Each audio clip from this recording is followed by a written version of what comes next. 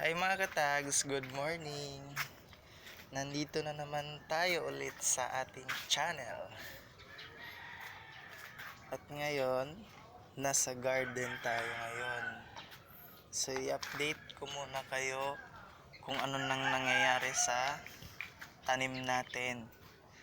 Sa ngayon, nandito pa tayo sa ampalayahan. Ayan na siya ngayon. Ampalaya, marami na siyang bulaklak. Yan, yung mga nakikita nyong balot na kulay blue, yan po yung mga bunga na niya. So sad to say lang na nalagasan siya ng isa kasi ayun oh. Kasi ayun nanilaw. Parang inano ng insekto. Kaya -1 tayo sa ating bunga ng ampalaya ngayon. So ito guys, meron ulit tayong alugbati. Yung alugbati namin na ginagamit namin sa panglauoy. Tapos may konting talbos. Yan. Ilang beses na rin kami naka-harvest nito guys.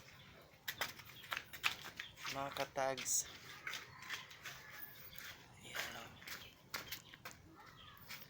Yan, dumadami pa rin yung bulaklak niya.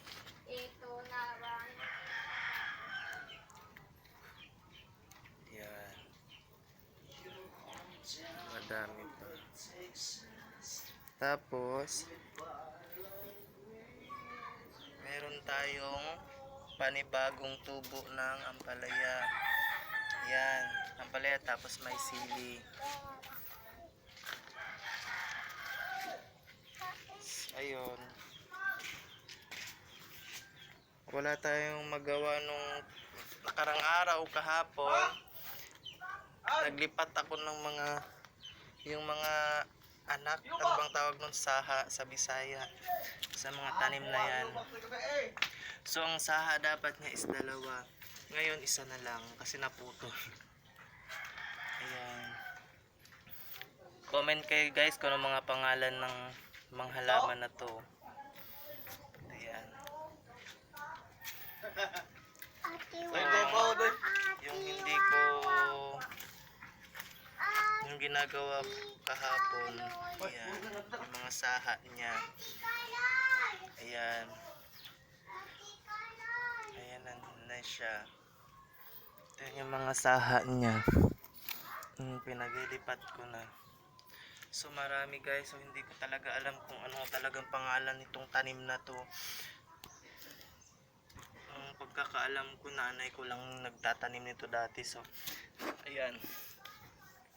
Ayan yung pinakatanim niya, tapos dumami na siya ng ganyan. So ayan. Ayan guys, lipat naman tayo doon sa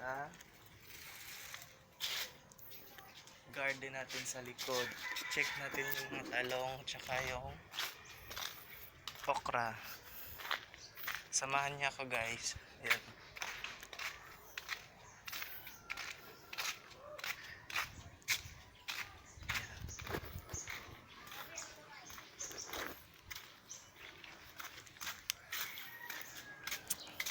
Ayan na, nandito na tayo guys. So unahin natin to dito yung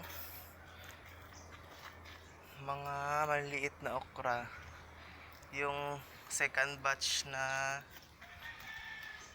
tanim, kasi may first batch eh.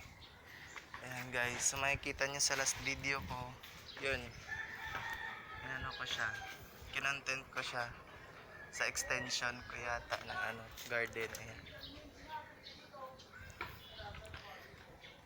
Ayan, ganyan na siya kaliit. Kalaki pala, ganyan na siya kalaki ngayon. After 2 months, ay hindi, 1 month mahigit. Siya, nagdagdag ako ng kamatis na yung tumutubo lang din dun sa patubuan ko.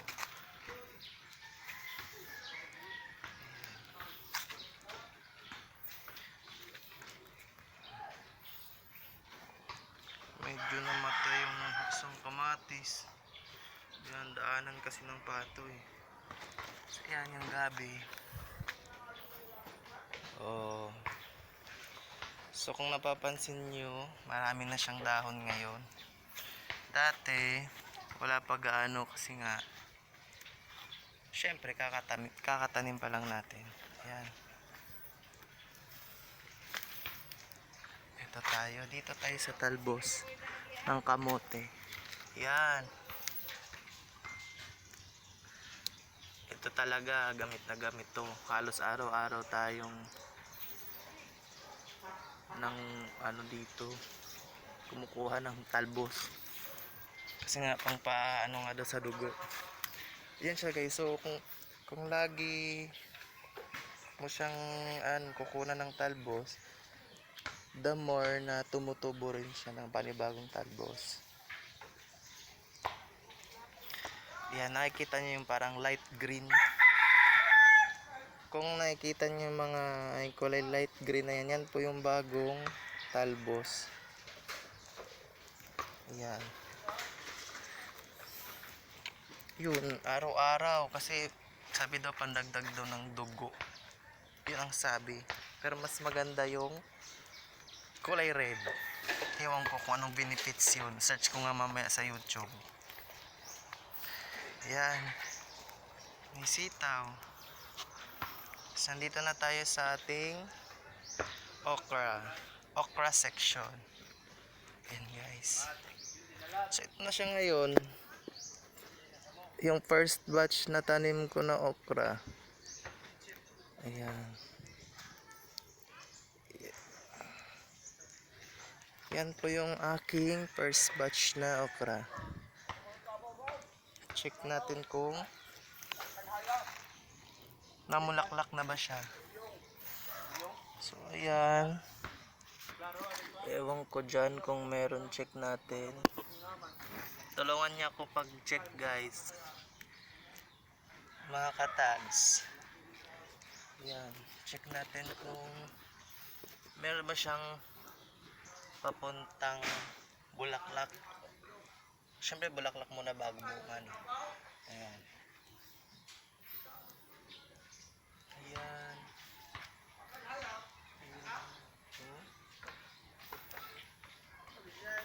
Sa ngayon guys, meron na akong napapansin. Ayan, ito. Ito siya, ito. Ano ko napapansin? Ito siya. Tuturo ko ito. Itong parang ano na yan, parang hugis bulaklak. Yan na yung papuntang bulaklak siya. Ayan. So, nasa 80% na tayo. Malapit na tayong maka 100%. So ang hanggang 100% guys, so yun na yung 100% na nakaka-harvest na tayo. Ayan. Ayan o. Ayan guys, so yun, so malalaki na siya, mga ilang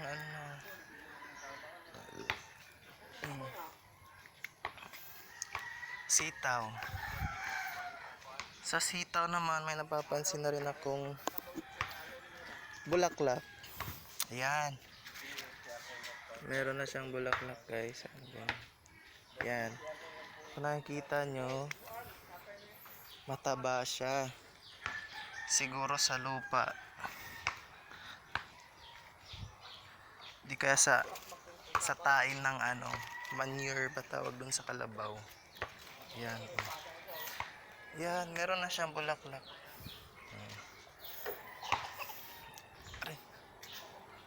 Ayun. Ayan. So, may nakikita na akong dalawang bunga na niya kasi ito patapos na siya.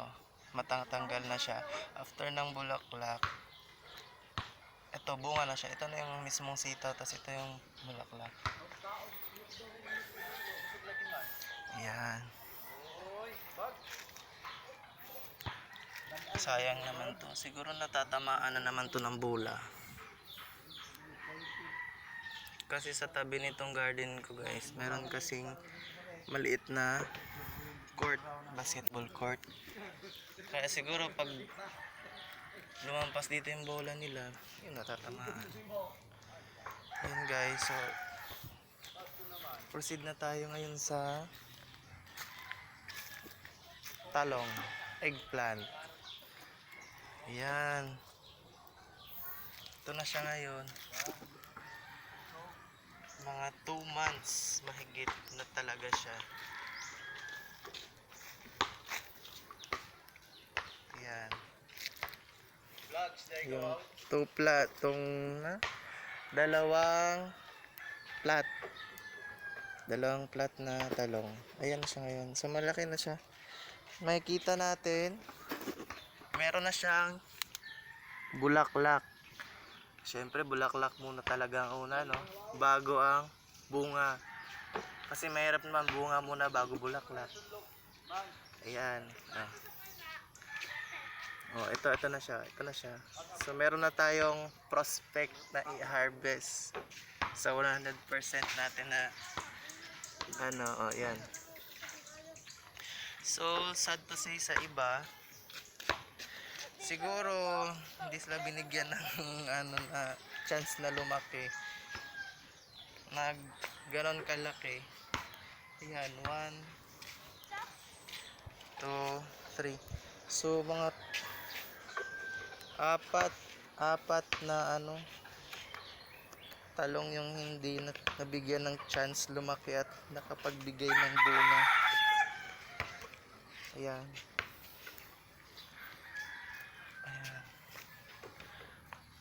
Ayan na siya. Tapos yung tanglad. Nandito si Aiki Vlog. Pa-follow natin guys si Aiki Vlog sa YouTube channel at sa Facebook page. Ayan. Andito na naman siya. Siguro puputulin na naman niya yung mga mga halaman, mga tawag nito, mga gulay dito. Yan yung niya kaya ayaw ko pumunta siya dito kasi pinuputol yung mga tulad niyan, yung iba para hindi lumaki. Minsan binubunot niya, binabalik ko. Nahuli na yung paglaki niya. Ayan, yung mga tanglad. Yung tanglad ko. Ayan. Ayan yung tanglad. Na hindi yung mayabong gawa nga na. Ayan na nga, sabi ko sa last na ginawa kong video, araw-araw talaga ginagamit ang tanglad. Pero meron namang iba na hindi ko nagagalaw. Ayan, meron na siyang tumataas na siyang yung dahon. Ayan. Tapos meron din dito. Ayan, sa sulok. Ayan, may tanglad din siya. Nilalagyan ko talaga ang tanglad kasi sabi nila pag marami daw dapat daw sa parang masukal na bahagi ng yung bakuran, hindi naman ganong masukal. Kailangan din talaga daw maglagay ng tanglad, pangpataboy daw siya ng hindi masamang espiritu, ahas, sabi nila. Ewan ko lang.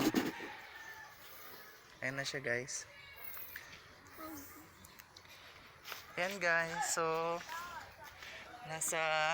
tapos na tayo sa ating maliit na garden. So doon naman tayo sa extension. Check natin na doon kung anong mga tanim na doon ngayon sa extension ko. Ayan, so ayan yung sinasabi ko sa inyo. Malapit lang yung maliit na court sa garden.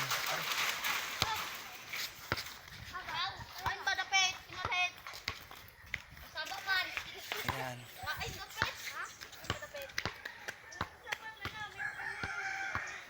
Ayun siya. So pagtapos ng kahoy na yan, ito na yung court na maliit. Tapos ito naman na yung extension na hindi ko talaga siya matanim-taniman. Gawa nga ng wala akong pangtanim. 3 plat lang siya. Pero hindi ko pa magawang taniman. Comment down below na lang kung ano tanim natin dito. Sayang naman kasi sa Maynila nga, kahit bakanting lote, hindi mo na matatanaw, hindi ka na makakatanaw ng tanim doon eh. Kasi lahat doon, kahit maliit na space, nilalagyan ng bahay. Ayan. Hinihingal ako guys. So andito na tayo ngayon sa extension, no. Ayan, nakikita niyo yun doon. Maraming bata. So yan yung court, tapos doon naman sa kabila yung garden. Ito naman, dito naman tayo sa extension na garden. Yan guys, comment down below guys kung ano yung dapat or magandang itanim dyan sa plot na yan. Kasi ako, iniisip ko talaga na sitaw. Kasi sabi nila, sitaw kasi more on, marami daw siya mamunga. So, kuan daw worth it daw. So, yun, meron na akong isang prospect na ano. Kaso nga lang, wala pa akong time talaga na pumunta ng palengke. Meron naman akong time, pero pag pumunta ako doon, parang mawala sa isipan ko yung, ay, bibili pala ako ng ganito, bibili. Kasi nga, focus tayo sa maliit nating negosyo. Maliit lang naman sa show. Andito tayo sa extension guys. Check natin ngayon yung mga tanim. Ayan guys. Oh. Ano tawag nito? Kalabasa. Ayan, so dito na area guys, hindi ko pa siya totally nalinisan. So kasi nga dito sa probinsya namin, sa ngayong buwan, August, September, syempre malapit na ang bear, taglamig na. Sa amin naman tag-ulan. Ayan, so dito hindi ko kasi nahabol yung season na tag-init. Maganda sana siya dito, pakwan, melon, tapos yun yung mga bagay sa mga dry sa tag-init. So ngayon naman nilagyan ko na lang siya ng kalabasa. If ever na mag-survive siya, kasi nga malapit lang din kasi kami sa sapa. Itong garden na to, malapit lang sa sapa. So minsan may posibilidad talaga na lumalaki yung tulad niyan, may bagyong malakas, yung typhoon, yung mga ganyan. Ayan, nakikita niyo yung sapa na maliit na yan. Pag lumaki yan, pupunta siya dito. Ayan, pupunta siya dito. Tapos hanggang doon sa garden, sa isa, yung sa may maliit natin na garden, hanggang doon. Pag yung malakas na yung malakas lang na bagyo, ayan, expect na natin na pag nabagyuhan to, nabahaan to dito ang garden, so wala, face out. So back to zero na naman tayo, magsimula na naman tayo ulit. So ayan, balik tayo dito sa tanim natin na kalabasa. Ayan. So dito sa extension ko, meron tayong 1, 2, 3, 4, 5, 6, 7 perasong tanim ng kalabasa. So parang sa talong lang din naman yan na hindi lahat, pag magtanim ka kasi hindi lahat nabubuhay. So hindi lahat nabibigyan ng chance. Parang ikaw, hindi ka nabigyan ng chance ng nililigawan mo. Ayan, merong mangustin. Ayan, so pag dry season guys, tawag nito pag tag-init, ayan, hindi ganyan yung kulay nitong lupa dito. Ang kulay yung dry na dry talaga siya, yung walang katubig-tubig, matigas pa. Ayan, nung nakarang buwan, pinipiko ko yan para talaga ako nagpiko ng dyan, semento. Hindi ko talaga mapungkal. So ayan, so hindi pa siya umulan. Bago umulan, piniko ko muna siya. So ang ginawa ko dyan, syempre dry yan, binasa ko muna siya, dinahandahan ko na basa. Total malapit lang naman tayo sa sapa sa pagkukuhanan ng tubig. So yun, binasa ko muna, tapos ayun, piniko ko na siya isa-isa. Tapos yan to, so after 1 week, umulan. So ayan, kinontinue ko na din siya. Yan, ganyan. So hindi naman siya pantay. Hindi siya pantay. So ayusin ko pa siya kasi mahaba-habang tag-ulan dito, guys. Ayan. So ayan po yung for today's video natin. So sana magustuhan nyo yung ano natin. Ayan. So ayan lang, guys. Thank you. Nabulol na talaga ako eh. Papalo po si Aiki Vlog sa Facebook page. Thank you.